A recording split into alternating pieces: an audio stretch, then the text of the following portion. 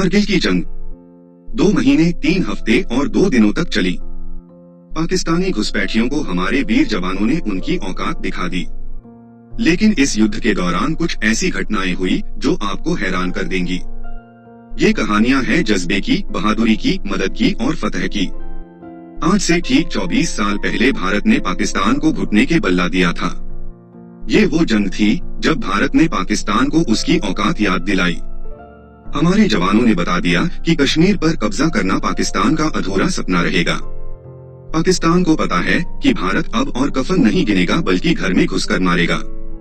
ये तो हुई पाकिस्तान की बात, लेकिन क्या आपको मालूम है कि 26 जुलाई को करगिल विजय दिवस मनाया जाता है? वो दिन जिसे भारत के इतिहास में स्वर्ण अक्षरों से लिखा गया। इन अक्षरों में स्याही हमारे बलिदानियों के रक्त की थी।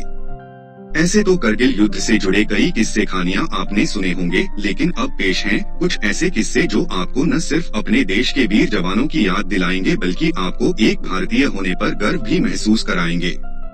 भारतीय सेना में एक बड़े ही काबिल अफसर कैप्टन नेगेझाकुओ कुनग्युरुस, जिनको उनके साथी जवान प्यार से नींबू साहब के नाम से जानते थे, ग्रास पर चढ़ने की जब बारी आई तो सबके हाथ पैर फूल गए। 16,000 फीट की ऊंचाई, पारा -10 डिग्री पर सभी जवानों को दिक्कत आ रही थी। पर चोटी पर कब्जा तो करना था, पाकिस्तानियों को भगाना था। सबसे आगे नींबू साहब थे। नींबू साहब ने जब चढ़ने की कोशिश की तो उनके जूते फिसलने लगे, लेकिन तभी कुछ सोचकर अचानक उन्होंने अपने जूते उतारने शुरू कर दिए।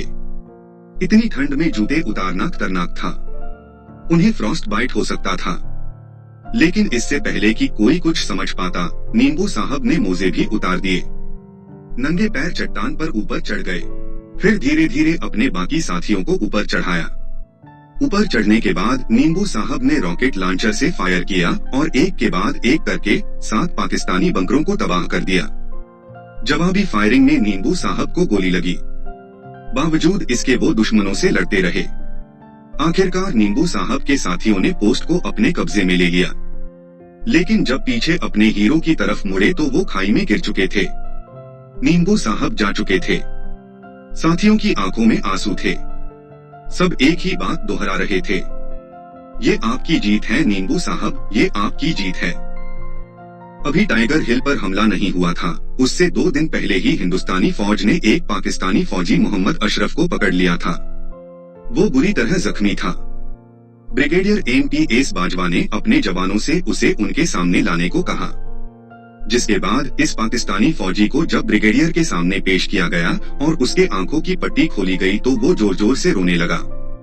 जब ब्रिगेडियर ने रोने की वजह पूछी तो वो बहुत ही चौंकाने वाला था। पाकिस्तानी फौजी ने कहा कि उसने कभी अपनी पूरी जिंदगी में कमांडर नहीं देखा था। पाकिस्तान में इतना बड़ा अफसर उनसे बात करना तो दूर उनके पास भी नहीं आता। इसी वजह से वो इतने हाई रैंकिंग अफसर को देखकर अपने आंसू नहीं रोक पाया। इजराइल ने की थी करगिल युद्ध जीतने में भारत की मदद। भारत और पाकिस्तान में जंग तेज थी। भारत अपना पूरा जोर लगा रहा था, लेकिन कहीं न कहीं भारत को इस बात का एहसास था कि ये जंग लंबी चलेगी। इसे जीतने के लिए उन्हें एडवांस इक्विपमेंट्स की जरूरत पड़ेगी। इसके साथ ही अब करगिल में वायुसेना की एंट्री हो गई थी, जिसके बाद अब इस जंग में मिराज फाइटर जेट का इस्तेमाल किया गया। मिराज से दुश्मन को टारगेट करने में काफी दिक्कत का सामना करना पड़ रहा था, जिसके बाद भारत ने इजराइल से संपर्क किया। दरअसल इजराइल से lightning electro optical targeting pods खरीदने के लिए भारत ने 1997 में डील की थी। इन पॉड्स की खासियत ये थी कि इनमें लेजर डेजिग्नेटर के अलावा एक तगड़ा कैमरा लगा था जो टारगेट की तस्वीर दिखाता था। भारत ने इजराइल से जल्द डिलीवरी की बात कही, जिसमें अभी काफी वक्त था, लेकिन इजराइल ने भारत की मदद की और अपने कुछ इंजीनियर भारत भेजे, जिसके बाद मिराज फाइटर जेट्स में इस डिवाइस को लगाया गया। उस वक्त भारत के रक्षा मंत्री जॉर्ज फर्नांडिस थे। टाइगर हिल अब भी भारत के हाथ से बाहर था। पाकिस्तानी घुसपैठिए उस पर कब्जा जमाए बैठे थे। भारत के 2 जांबाज अफसर लेफ्टिनेंट बलवान सिंह और कैप्टन सचिन निम्बालकर टाइगर हिल फतह करने से बस 50 मीटर ही नीचे थे। ब्रिगेड मुख्यालय तक संदेश पहुंचा, they are short of the top, यानी कि टाइगर हिल की चोटी अब बस कुछ ही दूर है। श्रीनगर से दिल्ली पहुंचते पहुंचते इस संदेश की भाषा बिल्कुल बदल गई थी।